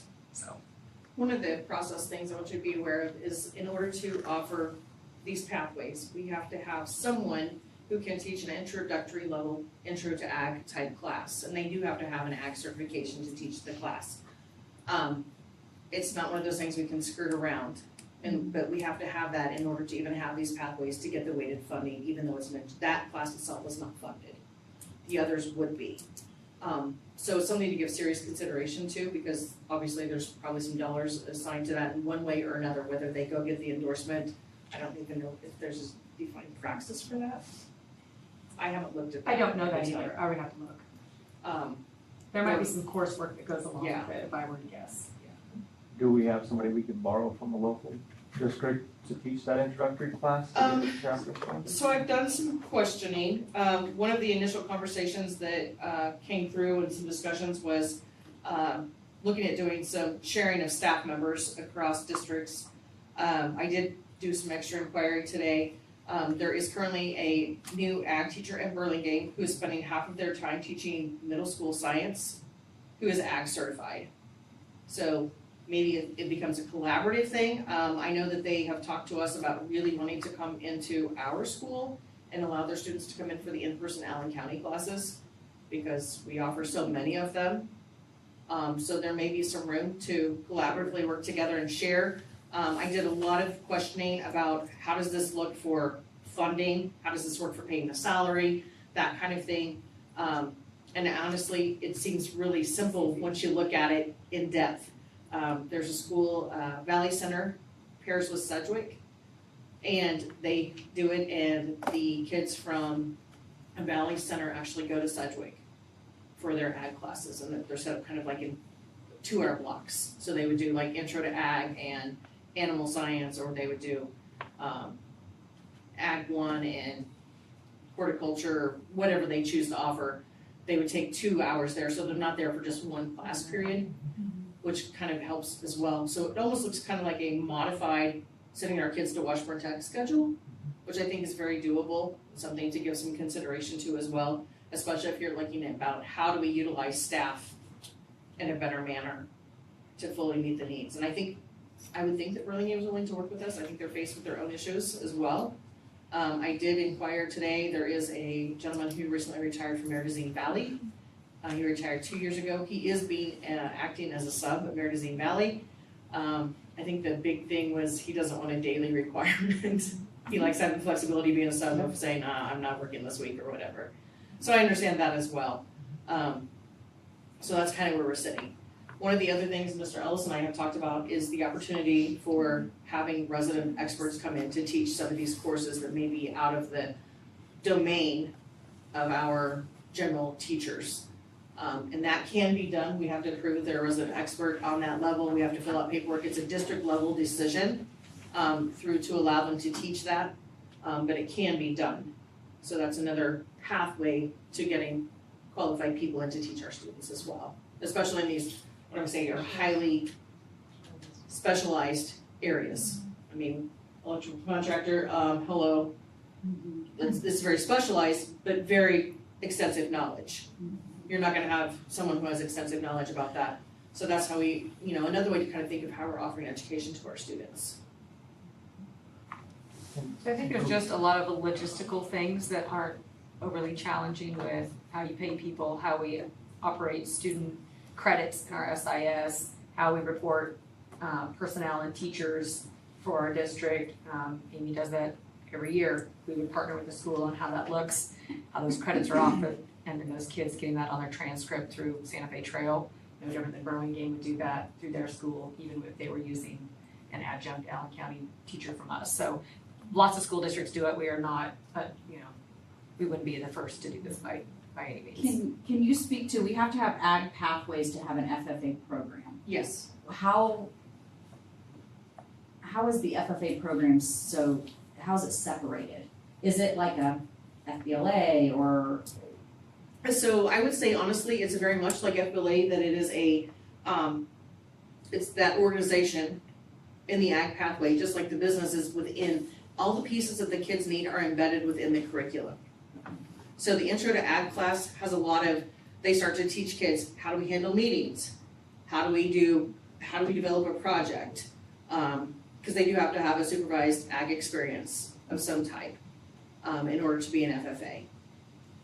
It's a CTSO falls Yeah, under it's a, we're a technical service organization, so FBLA, DECA, FFA, all of those are under the same umbrella. First of all, thank you for looking into this. Yes, We've asked for this for a very, very long time. It sounds like you've got a lot of work to do if we say go forward, correct? She's a go-getter, I have no doubt. Yeah. That's why she was hired. Motion to move forward then? Yeah. I would like to make the motion to move forward with the ag pathways and hopefully getting that FFA program. And a second? So we have a motion and a second. And if we have to adjust Personnel. a position or something, we'll do that later. Okay, all right. Okay. All in favor? Thank you. All right, got a little to do. I see a Wiscombe Fall Ag Building in our future. So just so you know, I also reached out to Colby, Kansas. They recently finished a massive project that involved community members supporting the district, 1.5 million, majority of the building itself coming from donors, local donors, industry within the area. And then they also sought out a significant number of grants, which of course I picked her brain for a good solid hour, getting lists of grants that we can possibly apply for to help fill that, to get the equipment that we need, to get the supplies we need. If we're gonna run a horticulture program, okay, are you gonna buy me my leafy greens lettuce container? Are you gonna, things like that. So there is a lot on this plate. It's not gonna be just a Chittix 1 year thing. This is gonna have to be somebody who's willing to put a lot of investment in, and it can grow. Yeah. Pun intended. Super excited. Okay, for 8.5, I'm gonna have you and Mrs. Bolt. Okay. Kate, I have the same letter. So, do you wanna read it? Well, my computer died, it's really Okay, small. I'll read. She can talk about, I'll read the letter. I want to read the letter so everybody can hear the letter. Do we need a drum roll? If people are listening. Yeah, we need a drum roll. I'll try not to botch it with my reading here. Okay. Congratulations. Lots of exclamation marks afterwards. Overbrook Attendance Center is being recognized by the National Association of ESEA State Program Administrators, NAESPA, as a National ESEA Distinguished School. We are proud of the hard work of your students, teachers, and administrators. Overbrook Attendance Center, one of up to 100 schools throughout the country, is being recognized nationally for exceptional student achievement in 2024. NAESPA implements the National ESEA Distinguished Schools Program to highlight selected schools that have successfully used their ESEA federal funds to improve the education of all students, including economically disadvantaged students. I am excited about Overbrook Attendance Center being recognized as a Category 2 school, closing the achievement gap between student groups. It is my hope that your team can participate in the hybrid National ESEA Conference February 19th through 21 in Austin, Texas, and be honored as a recipient of this prestigious award on the national stage. If you want to see more about the conference itself, click on the ESEA Network link below and you can see the scheduled keynote and breakouts. The ESEA Network will be contacting you. They will provide a lot more information as well as how to register participants for the conference. Please feel free to contact me with any questions you may have. Then, KSDE will be providing a $4,000 honorarium. Someone from our team will be contacting you on how to access these funds before the conference. This may be used for costs associated with the conference, such as registration, or if you choose to have substitutes in place to free up time for staff to attend. The State Board of Education meeting is currently scheduled for March 11th and 12th, where we would like you to speak to the board about your success and the conference. We will provide more details as we get closer to the conference and the board meeting. Thank you, Roxanne Zillinger, KSDE.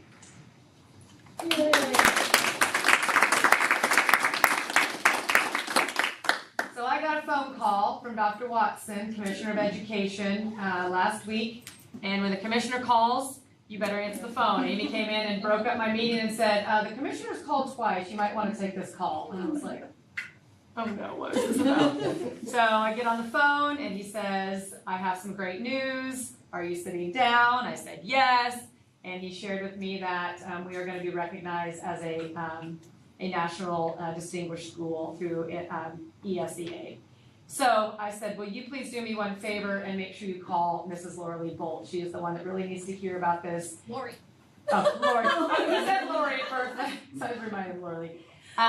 Because Laura Lee's leadership and her amazing special staff, teachers, paraprofessionals, support staff, everybody over at Overbrook Attendance Center has worked really hard the past couple of years. I know we've listened to a lot of data and a lot of doom and gloom on how our scores look and how we're going and whatnot, but when they overall took a big picture of our growth over time and breaking down our student groups, especially our groups that are at risk, especially in the category of socioeconomic status, that we are narrowing that gap and have closed it, that all kids can succeed, all kids are performing, and all kids are growing. So there's a lot of schools, well, you'll see gaps where very high affluent students and then students that stay down here, and those just go like this. And so that is pulling everybody together on an even playing field so that all kids can learn. And I think that's been a motto and a goal for Overbrook Attendance Center with teachers and everybody in the building. So he gave her a phone call, and I'll let her talk about her special moment with Dr. Watson and her staff. So he did. I was packed up and leaving for a meeting,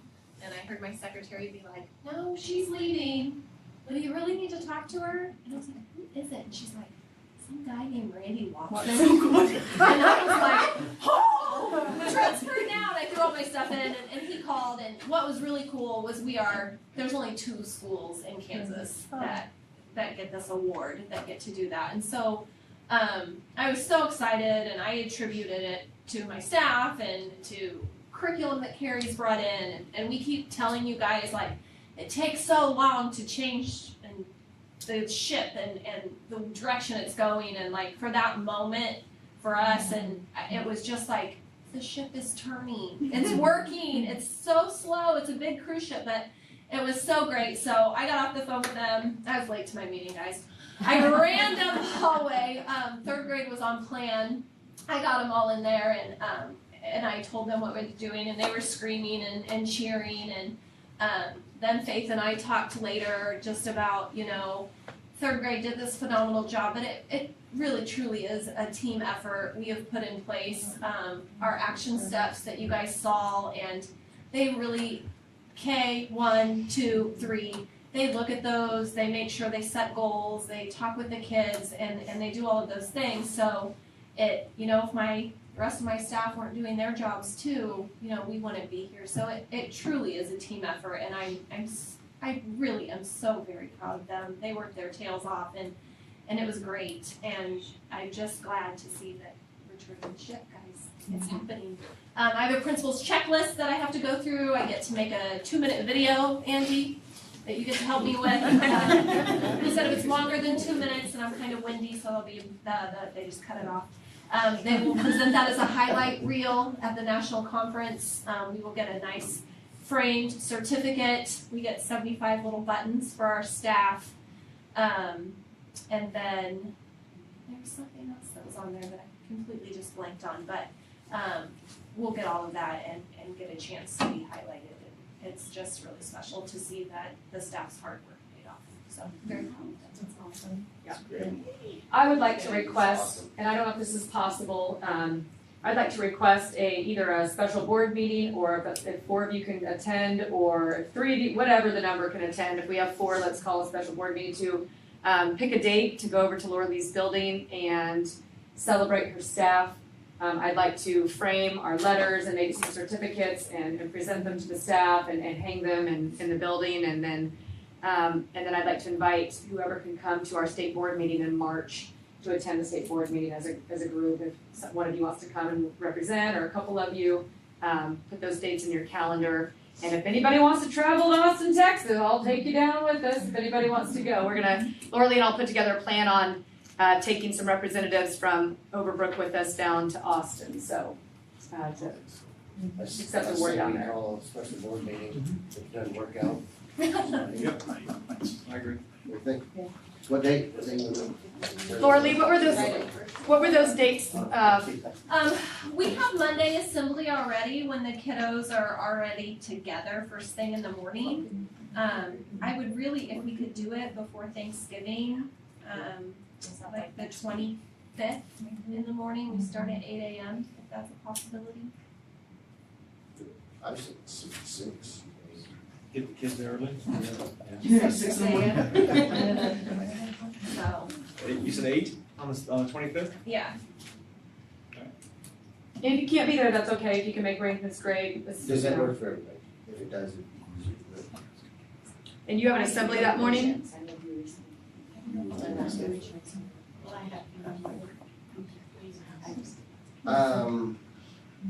What's that? It's like an official.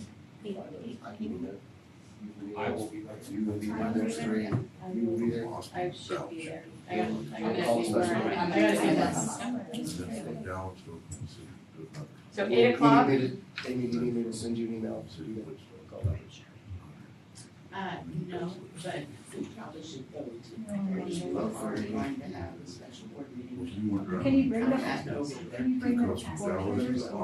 You need a motion? While we're here, I'll make a motion to have a I special would have to meeting ask at her. 8 a.m. on November 25th at Overbrook. Yeah, last year. Yeah, and that's it. Oh, yes.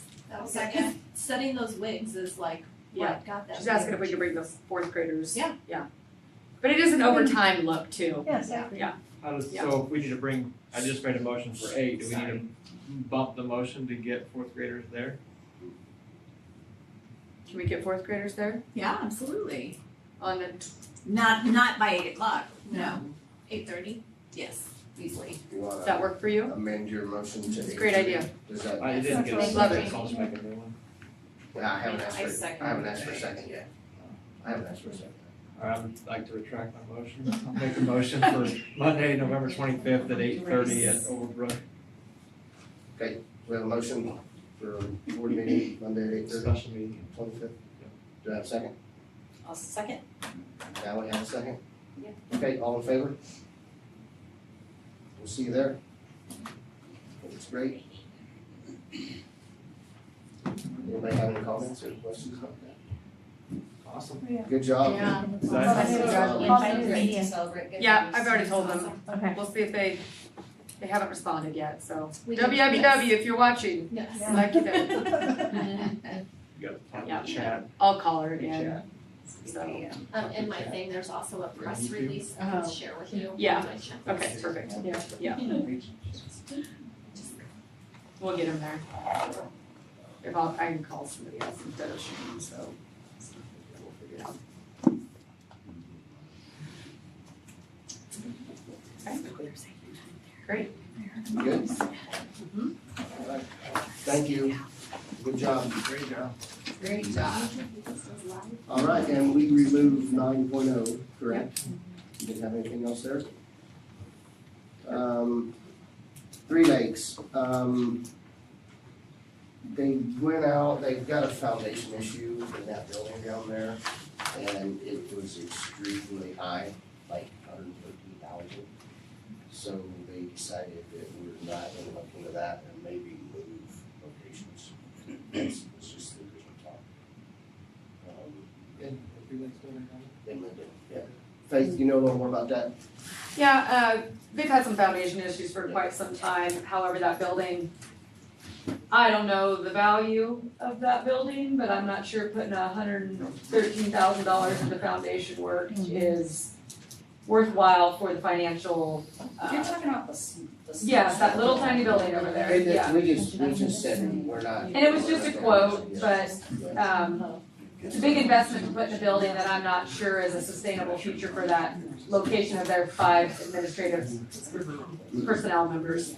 So we've suggested as a co-op, the superintendents, we've got spaces, places where they could operate as like kind of satellite concept as special services for the co-op, whether that be in Burlingame at that Allen County piece they're already renting for Frameworks, the next step.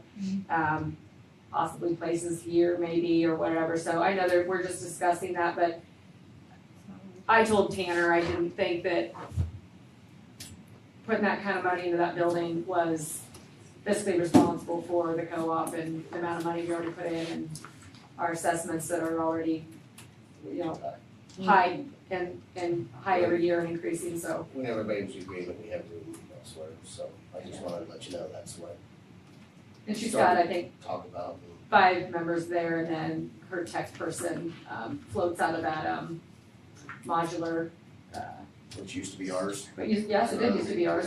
That looks just like Laura Lee's annex over there. Yeah. So yeah, that's where it's at. It's over there. Stewart's out of there.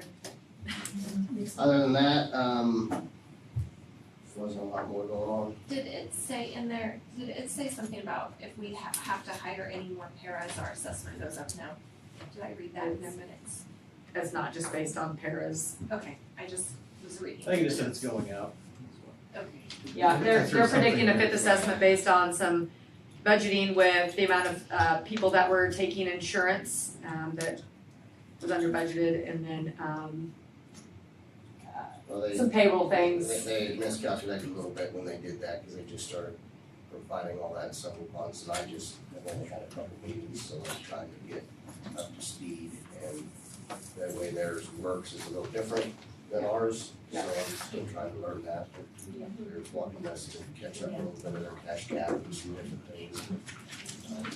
I don't have all that ironed out yet, so I asked her for a little bit more detail.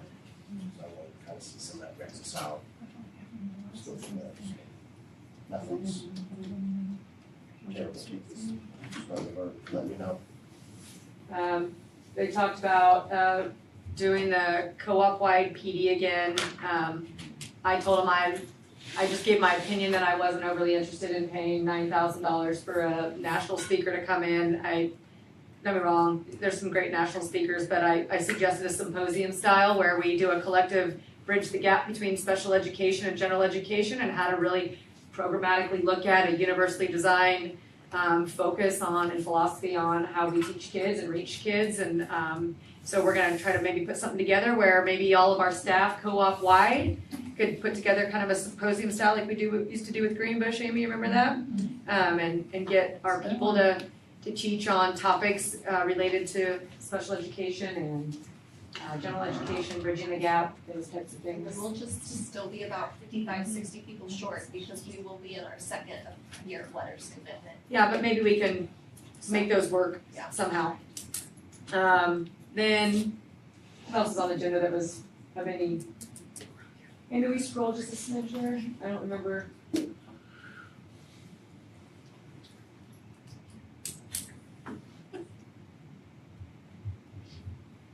No, hazardous, yeah. I didn't think there was anything else that was.